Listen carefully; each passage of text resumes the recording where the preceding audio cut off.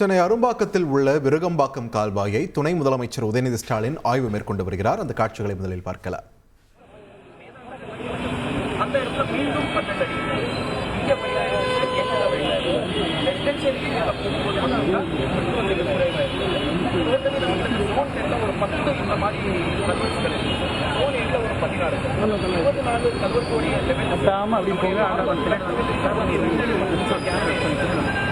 மக்களுக்கு அதிகமாக தண்ணி வரும்போது உங்கள் ஷோல்டரில் தான் கை இருக்கு, கொஞ்சம் அட்ஜஸ்ட் பண்ணிக்கோங்க. கொஞ்சம் நேரத்துக்கு போட்டானே கண்ணாடி போட்டானே இந்த கேமராமேன்ல இப்போ தள்ளி போனோம். தொடர்ந்து கூடுதல் விவரங்களை எமது செய்தியாளர் சதீஷ் முருகன் வழங்க கேட்கலாம். சதீஷ் முருகன், வணக்கம். இங்கு துணை முதல்வர் உதயநிதியோடு யார் யாரெல்லாம் இந்த ஆய்வுப் பணியில் ஈடுபட்டிருக்கிறார்கள்? முழு விவரம் என்ன? வணக்கம். புயல் எச்சரிக்கை விடப்பட்டுள்ள நிலையில தொடர்ந்து பல்வேறு முன்னெச்சரிக்கை நடவடிக்கையில தமிழக அரசு ஈடுபட்டு வருகிறது. கடந்த மாதம் வடகிழக்கு பருவமழை தொடங்கிய காலத்திலிருந்தே பல்வேறு எச்சரிக்கைகள் விடப்பட்ட நிலையில மழை வெள்ள பாதிப்புகள் அதிகமாக இருக்கக்கூடிய பகுதிகளில் அரசுத்துறை அதிகாரிகள், அமைச்சர்கள், துணை முதலமைச்சர் ஆய்வு செய்து வருகிறார்கள்.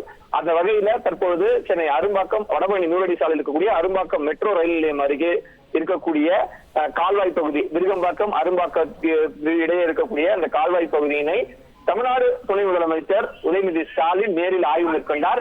இதே பகுதியில கடந்த மாதம் துணை முதலமைச்சர் உதயநிதி ஸ்டாலின் மழை வெள்ள பாதிப்பில் இருக்கும் என்று அறிவித்த நிலையில அப்போது ஆய்வு செய்திருந்தார்.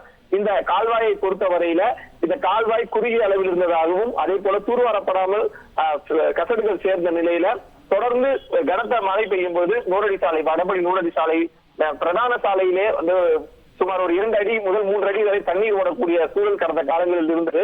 இந்த நிலைமையை மாற்றுவதற்காக இந்த கால்வாயை அகலப்படுத்தியும் தூர்வாரியும் ஓரமாக இருக்கக்கூடிய, அதாவது கரையோரமாக இருக்கக்கூடிய கரைகளை வலுப்படுத்தும் வகையில புதியதாக கட்டிடங்கள், அதாவது புதிதாக சுவர்கள், சுற்றுச்சுவர்கள் எழுப்பப்பட்டிருந்தன.